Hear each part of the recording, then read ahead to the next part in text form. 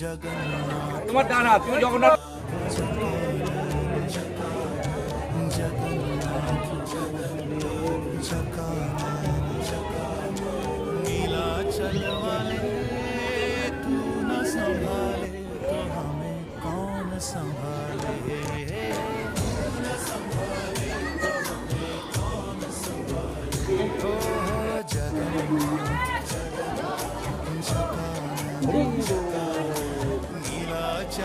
এটা মন্দির খুব প্যান্ডেল